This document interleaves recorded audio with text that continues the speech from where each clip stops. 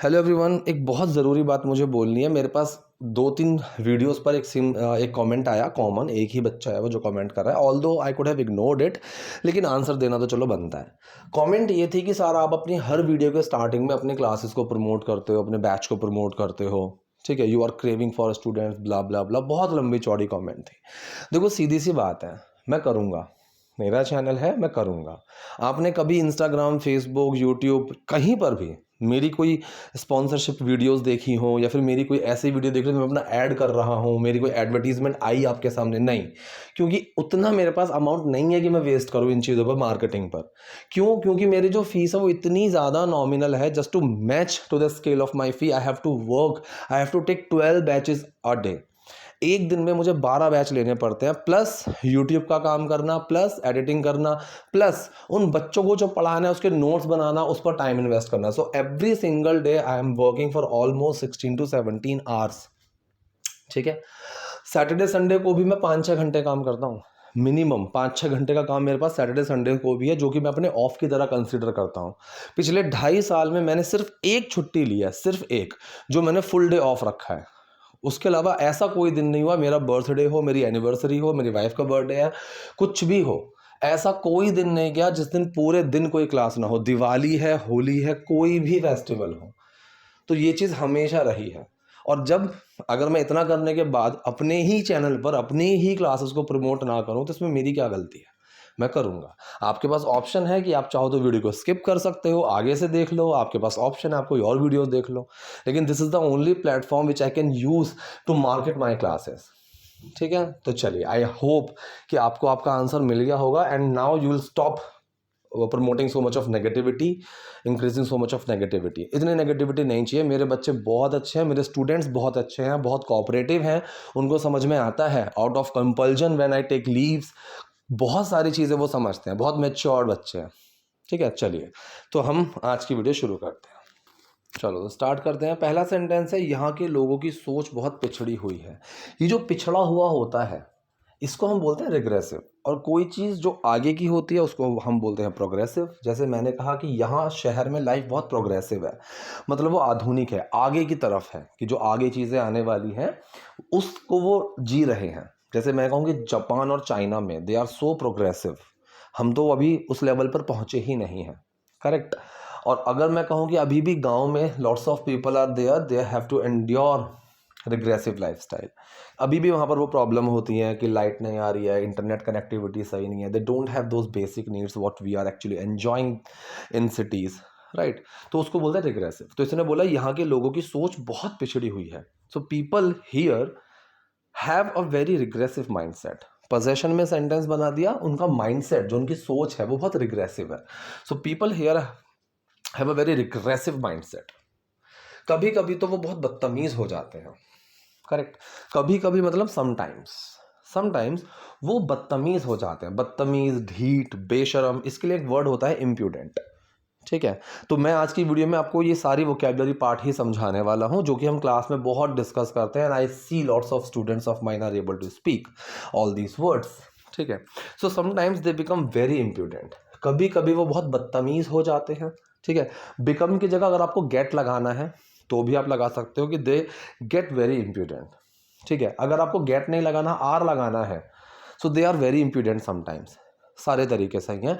एक सेंटेंस कई तरीके से बोला जा सकता है। ठीक है, तुम इतने लापरवाह मत बनो, थोड़ा ध्यान रखो। Don't be so reckless. Reckless क्या होता है? लापरवाह। इसको आप एडजेक्टिव की तरह भी यूज कर सकते हो। Because of your reckless driving I really don't want to go with you. तुम्हारी रेकलेस, लापरवाह ड्राइविंग की वजह से मेरा मन नहीं करता तुम्हारे साथ जाने के लिए। ठीक है, this reckless nature will lead you to nowhere. ये जो तुम्हारा रेकलेस नेचर है, लापरवाह नेचर है, ये तुम्हें कहीं नहीं लेकर जाएगा। करेक्ट। तो यहां पर इसने बोला डोंट बी। जैसे हम बोलते हैं डोंट प्ले, मत खेलो, डोंट बी, मत हो, स्टेट ऑफ बीइंग। ठीक है, इस चीज के ऊपर हम क्लास में भी पढ़ चुके हैं, बी का स्ट्रक्चर भी पढ़ चुके हैं, पॉइंटर्स भी चल रहे हैं। ठीक है, so don't be so reckless, be a little careful. फिर से बी आया, हो, रहो, बनो। This is base form, not first form. First form और बेस फॉर्म में थोड़ा सा फर्क है। ठीक है, तो यहाँ पर बी की बेस फॉर्म, बेस फॉर्म का मतलब होता है वो काम करो। फॉर एग्जाम्पल मैंने बोला प्ले, तो इट डजंट मीन कि प्ले का मतलब खेलना होता है। खेलना इज टू प्ले या फिर प्लेइंग। अगर मैं सिर्फ प्ले बोल रहा हूँ इट मीन्स खेलो, जैसे मैंने कहा कि कपिल प्ले, कपिल खेलो, इस तरीके से। So don't be so reckless, इतने लापरवाह मत बनो, बी अ लिटिल केयरफुल, थोड़े से केयरफुल बनो, ठीक है। अच्छा ये bit, bit, few, a few, little, a little, इन सब में डिफरेंस है पॉजिटिव नेगेटिव का, जो कि हम सैटरडे संडे वाली क्लास में पढ़ चुके हैं। तो अगर किसी ने, जो अभी कोई बच्चा सुन रहा है जो कि स्टूडेंट है क्लास का, सैटरडे संडे वाली रिकॉर्डिंग आप उठा लेना, उसमें ये सारी चीज़ें मिल जाएंगी, करेक्ट। तो इसने बोला मामूली बातों का इशू बना देते हैं यहाँ लोग, मामूली बात, छोटी सी बात, ठीक है, तो उसको क्या बोलते हैं, उसको बोलते हैं इनसिग्निफिकेंट, ठीक है। इनसिग्निफिकेंट एडजेक्टिव की तरह काम करेगा, नाउन के साथ लगेगा। तो लोग यहाँ पर मामूली सी बातों का इशू बना देते हैं। सो पीपल हियर, ठीक है, मेक एन इशू, ठीक, आउट ऑफ, आउट ऑफ मतलब किसी बात का, ठीक है, किसी बात से। ये चीज़ हमने made of, made out of, made with, उस वाली क्लास में सीखा था, प्रेपोजिशन के अंदर हमने पढ़ा था। So people make an issue out of insignificant things, ठीक है। सिग्निफिकेंट इसका उल्टा हो गया, सिग्निफिकेंट मीन्स कि कोई बड़ी बात है। जैसे मैंने कहा कि I have an significant thing to talk about, मेरे पास कोई बहुत ही इंपॉर्टेंट चीज़ है, ठीक है, this is so significant we have to work upon our English, ये बहुत इंपॉर्टेंट चीज़ है। तो बहुत इंपॉर्टेंट जैसे क्रूशियल का यूज़ करते हैं, वही सेंस ज़्यादा सिग्निफिकेंट का। और जो चीज़ लेस इंपॉर्टेंट है, जिसको आप इग्नोर कर सकते हो, वो होता है इनसिग्निफिकेंट। सो मैं कहूँ कि if you are making some insignificant mistakes, so there is no issue with that, correct. So people here make an issue out of insignificant things, कि लोग यहाँ पर छोटी छोटी बातों का इशू बना देते हैं, ठीक है। अच्छा हाँ, एक चीज़, मॉर्निंग में 11:30 वाली मेरी एक क्लास है, उस क्लास को मैं पूरा स्पोकन पर रखने वाला हूँ, पूरा, मतलब उसमें कोई वोकेबलरी, स्ट्रक्चर्स, फ्रेमिंग, उसमें कुछ नहीं चलेगा, उसमें सिर्फ स्पोकन प्रैक्टिस चलेगी। तो अगर कोई टाइम किसी के पास है ये वाला एंड दे रियली वांट कि मुझे सिर्फ ऐसा बैच चाहिए where I could practice, I could speak only, तो आप उस बैच को ज्वाइन कर सकते हो। चलिए, तो मुझे इन सब बातों से कोई फ़र्क नहीं पड़ता, so I don't care about any of this, ठीक है, या फिर I don't care about these things, दोनों सही है। एनी ऑफ का मतलब इनमें से किसी बात पर, ये इस तरीके से बनाते हैं, ठीक है। जैसे अमंग या आउट ऑफ का हम यूज़ करते हैं ना, तो एनी ऑफ उसी तरीके से काम करता है। So I don't care about any of this, ठीक है, you can give me any of this, इनमें से कोई भी दे दो, उस तरीके से। सो मुझे इन सब बातों से कोई फ़र्क नहीं पड़ता, आई don't care about any of this. मैं पूरा दिन तुम्हारे नाम का रट्टा मारता रहता हूँ, ठीक है। अब यहाँ पर रट्टा मारना, हम पढ़ते हैं ना स्कूल में, कई बार बहुत सारे बच्चे होते हैं जो सिर्फ रट्टा मारते हैं, चीज़ों को रटते हैं। रटने के लिए हमारे पास दो चीज़ें होती हैं, एक तो फ्रेजल वर्ब है टू मग अप, ठीक, एक और होता है हमारे पास क्रैम, दोनों का मीनिंग सेम है, ठीक है। अब जैसे मैंने यहाँ पर इसने कहा कि मैं रट्टा मारता रहता हूँ, कोई काम करते रहना, सबसे पहली चीज़ यहाँ पर की प्लस ING का यूज़ होगा, ठीक है, कोई काम करते रहना। सो आई कीप मगिंग अप, मैं रट्टा मारता रहता हूँ, आई keep mugging up your name all day long, ठीक है। अब यहाँ ऑल डे और होल डे में भी फ़र्क है, ये छोटी छोटी सी चीज़ों का गाइस बहुत ध्यान रखना पड़ेगा, अदरवाइज हम सिर्फ सिंपल सेंटेंसेस बोल पाएंगे, मैं सो रहा हूँ, मैं क्लास ले रहा हूँ, मैं जाऊँगा, and there is nothing wrong with that, इसमें कुछ इतनी गड़बड़ नहीं है। लेकिन ये जो चीज़ें हैं ना, these things are actually stopping people from speaking English, ठीक है। And unless they clear all these things, they are not going to be confident enough, they are not going to be fluent enough, because they will always be calculating कि मुझे कौन सा sentence simple लगता है, which sentence I can speak comfortably, उसी में उनका subconscious mind घूमता रहेगा and they will not be able to speak English. तो I keep mugging up your name all day long, ठीक है। इंग्लिश बोलने से पहले it is very important to be comfortable with English. Unless your brain starts taking this just as a language, you will not be able to speak, you will keep faltering, you will keep making mistakes, and the only way how do you do it is just to clear your small portion of grammar, clear your small portion of those subtleties, ठीक है, where you are lagging behind, and then take this as a language, take this as a second language of yours. बहुत सारे तरीके हैं जो मैं class में भी बताता हूँ, और ये कोई अवैध रिश्ता नहीं है। यहाँ पर सेंटेंस क्या आया, ये कोई अवैध, गलत, जो चीज़ समाज के पॉइंट ऑफ व्यू से या फिर किसी भी पॉइंट ऑफ व्यू से अगर वो चीज़ गलत है, तो वहाँ पर हम उस चीज़ को बोलते हैं इलिसिट। जैसे मैंने कहा कि शेडी एक वर्ड होता है, शेडी। तो शेडी बहुत कैजुअल वर्ड है, तो जैसे मैंने कहा, मैं कहूँ कि यार I think he is into some kind of shady work, कि यार ये ना किसी उल्टे सीधे काम में लगा हुआ है, करेक्ट। तो उसी का ही थोड़ा सा फॉर्मल वर्जन इलिसिट होता है, ठीक है, अवैध, गलत, ठीक है। So this way is completely illicit to do it, या फिर because of those illicit activities he is not able to get his life on track, ठीक है। तो इसने बोला कि and this is not an illicit relationship. Illicit relationship मतलब अवैध रिश्ता, गलत रिश्ता, और ये कोई गलत रिश्ता नहीं है। अगर लोगों को पता चल गया तो वो हमें गांव से बाहर निकाल देंगे। कौन सा सेंटेंस है, sorry, this is type 1 conditional sentence, future की बात कर रही है, ठीक है। And if people find out, people है तो फाइंड में एस तो लगेगा नहीं, if people find it out या फिर फाइंड आउट, दोनों सही है, ठीक है। वो हमें गांव से बाहर निकाल देंगे। पहली बात, किसी को किसी प्रॉपर्टी से बाहर निकालना, ठीक, वहां पर हम यूज करते हैं evict. So they will evict us, वो हमें बाहर निकाल देंगे गांव से। गांव क्या है, एक जगह है। तो से के लिए ऐसा जरूरी नहीं है कि हर जगह आप फ्रॉम लगाओगे, बिल्कुल भी नहीं, ये चीज बिल्कुल गलत है। आप हर जगह फ्रॉम नहीं लगा सकते, लेकिन किसी जगह से की जब बात आती है तो वहां पर फ्रॉम आएगा। अब जैसे मैं ये कहूं कि भाई उसने हथौड़े से उसको मारा, अब हथौड़ा कोई जगह नहीं है, तो फ्रॉम अ हैमर नहीं लगा सकते, विद अ हैमर। मैंने बहुत प्यार से इसको बनाया है, फ्रॉम लव नहीं लगा सकते, वहां पर भी विद आएगा, ठीक है। ये जूते प्योर लेदर से बने हुए हैं, यहाँ तो विद भी नहीं आ सकता, यहाँ पर मेड ऑफ आएगा। तो से वाली प्रेपोजिशन में ये चीज़ें हमने पढ़ी हुई हैं, और अगर आपने नहीं पढ़ी हैं तो काफ़ी सारे बैचेज हैं जो से पर जाने वाले, मतलब प्रेपोजिशन पर जाने वाले हैं, आप उनको क्लियर करो। मैं बार बार बोल रहा हूँ कि जब तक ये छोटे, और ये तो this is just a tip of the iceberg, ठीक है, ये तो सिर्फ एक नमूना है, बहुत सारी चीज़ें हैं अभी जो आपको सीखनी है। So if people find out, अगर लोगों को पता चलेगा, दे will evict us from the village, तो वो हमें गांव से बाहर निकाल देंगे, ठीक है। क्यों ना हम यहाँ से भाग जाएं, why don't we do this, इस तरीके से बना दो, या फिर वाई डोंट वी डू के लिए क्या है यहाँ पर, भाग जाना। ये वर्ड मैं कई बार पढ़ा चुका हूँ, एलोप, ठीक है, भागकर शादी कर लेना। This word is specifically for couples, ये जो वर्ड है कपल के लिए ही यूज होता है। तो जब लड़का लड़की आपस में मिलकर भाग जाते हैं, it is out of their collusion, they do something, so वहां पर हम यूज करते हैं एलोप वर्ड का। So why don't we elope from here, हम यहाँ से भाग क्यों नहीं जाते। फिर से फ्रॉम का यूज हुआ क्योंकि यहाँ से जगह की बात हो रही है।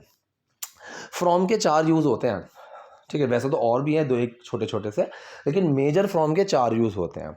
या तो आप किसी जगह की बात कर रहे हो, किसी जगह से, या फिर कोई फ्यूचर में टाइम हो सकता है, जैसे मंडे से मैं ऑफिस नहीं जाऊंगा, फ्यूचर इंडेफिनिट में, I will not go to office from Monday, ठीक है। कोई रेंज हो सकती है, फ्रॉम मंडे टू सैटरडे, ठीक है। और क्या था, सोर्स, ठीक है, मैंने गूगल से इस चीज़ को निकाला, मुझे उससे चीज़ पता चली, वहाँ पर हम फ्रॉम का यूज़ करते हैं, ठीक है। चलिए, तो हम गांव से यहाँ से भाग जाते हैं, यहाँ से, तो फ्रॉम हियर, क्योंकि वो जगह है। Why don't we elope from here. इसने कहा मैं पूरी सज धज कर बस स्टैंड पर तुम्हारा इंतजार करूंगी। यहाँ पर फ्रेजल वर्ब है हमारे पास, टू डैकअप। डैकअप, डैकअप का मतलब सद्धज के भी होता है, मतलब सजा धजा, वो एक पास्ट पार्टिसिपल, एक कंडीशन की तरह भी आप यूज कर सकते हो। सेकेंड, आप इसको एक्शन की तरह भी यूज कर सकते हो, ठीक है। जैसे I am decking up my house, मैं अपने घर को सजा रहा हूँ, डेकोरेट कर रहा हूँ, तो वो इस तरह से भी आप यूज कर सकते हो। तो सेंटेंस क्या बना, मैं पूरी सज धज कर बस स्टैंड पर तुम्हारा इंतजार करूंगी। So I will be decked up, ठीक है, एंड वेटिंग फॉर यू। अब यहां पर बहुत इंपॉर्टेंट चीज है, ठीक है। आई विल बी डेक्ड अप और वेटेड क्यों नहीं आया, क्योंकि एंड के बाद तो सेम एक्शन फॉलो करता है, ठीक है। नहीं हो सकता, क्योंकि यहां पर पहले वाला पार्ट स्टेट ऑफ बीइंग है, आई विल बी डेक्ड अप, दूसरा है कॉन्टिन्यूटी, ठीक है, एंड वेटिंग फॉर यू, ठीक है। एक हमने अभी टॉपिक पढ़ा था नाउन फ्रेज, वो थोड़ा थोड़ा सा इसमें यूज हुआ है। So I will be decked up and waiting for you at the bus stand. At का यूज करेंगे बस स्टैंड के लिए, ऑन इन नहीं लगा सकते, ठीक है। तो फ्यूचर फ्यूचर का स्टेट ऑफ बीइंग भी है और फ्यूचर का कॉन्टिन्यूस भी है। तो फ्यूचर का इंडेफिनिट हो, सॉरी है, फ्यूचर का स्टेट ऑफ बीइंग हो, कॉन्टिन्यूस हो या पैसिव हो, तीनों में हेल्पिंग वर्ब क्या आती है? Will be. State of being की जितनी भी हेल्पिंग वर्ब्स होती हैं उनमें एक खासियत है, वो कंडीशन भी दिखाती हैं, कॉन्टिन्यूटी भी दिखाती हैं और पैसिव भी दिखाती हैं। तो यहाँ पर कंडीशन और कॉन्टिन्यूटी आ रही है। ठीक है, ठीक है, आगे बढ़ते हैं। मैं भी बहुत समय से इसी चीज़ की कोशिश कर रहा हूँ। ठीक है, अब यहाँ पर एक तो ये तरीका है कि मैं बहुत समय से इस चीज़ की कोशिश कर रहा हूँ, I have been trying the same thing for a long time. ये तरीका भी सही है, लेकिन इसको कैसे बनाया गया? आई हैव बीन परसिस्टेंट, दृढ़, लगा हुआ, कोशिश करता रहने वाला। So I have been persistent in trying for this for a long time too. तो मैं भी इस चीज़ की कोशिश में बहुत टाइम से परसिस्टेंट हूँ। ठीक है, इस तरह से सेंटेंस बना है ये प्रेजेंट परफेक्ट कॉन्टिन्यूस ही। ठीक है, कंडीशन बता दी है, आई हैव बीन परसिस्टेंट, मैं बहुत परसिस्टेंट हूँ इस चीज़ को ट्राई करने में, इन ट्राइंग, काफ़ी लंबे समय से, फॉर अ लॉन्ग टाइम, भी के लिए टू। ठीक, ठीक है, लेकिन जब तक मैं इशारा ना करूँ तुम कुछ मत करना। ठीक है, all right, but don't do anything until I give you the signal. देखो, अंटिल में नॉट नहीं लगाते हैं, कई बच्चे ये गलती कर देते हैं। टिल का यूज़ कर रहे हो तो नॉट लगाओ। टिल और अनटिल दोनों सेम तरीके से यूज़ हो सकते हैं, एक सेंटेंस के लिए बिल्कुल यूज़ हो सकते हैं, कोई प्रॉब्लम नहीं है। जैसे अनटिल मंडे और टिल मंडे दोनों सही हैं। लेकिन तक वाली प्रेपोजिशन में मैंने और भी चीज़ें पढ़ाई हैं। बाय का यूज़ होगा जैसे बाय मंडे, अप टू का यूज़ होगा अप टू मंडे, इन सब के तरीके अलग है। अनलेस का यूज़ भी अलग है। ये सारे प्रेपोजिशंस हम तक के लिए यूज़ करते हैं, तक। ठीक, लेकिन सबके तरीके अलग अलग है। ठीक है, तो यहाँ पर अनटिल का यूज़ कर सकते हो, अनलेस का यूज़ कर सकते हो और टिल का यूज़ कर सकते हो। अगर मैं बहुत प्रिसाइजली इसको देखूँ तो यहाँ पर अनलेस का यूज़ ज़्यादा सही रहेगा। ठीक है, लेकिन वो एक अलग टॉपिक चला जाएगा। But don't do anything until I give you the signal. ठीक है, जब तक मैं इशारा ना करूँ। कहीं ऐसा ना हो तुम कुछ गड़बड़ कर दो। राइट, लेस्ट और शुड का इस्तेमाल करेंगे। ठीक, कहीं ऐसा ना हो। एक मिनट रुको, ये वाला दोबारा तो नहीं आया?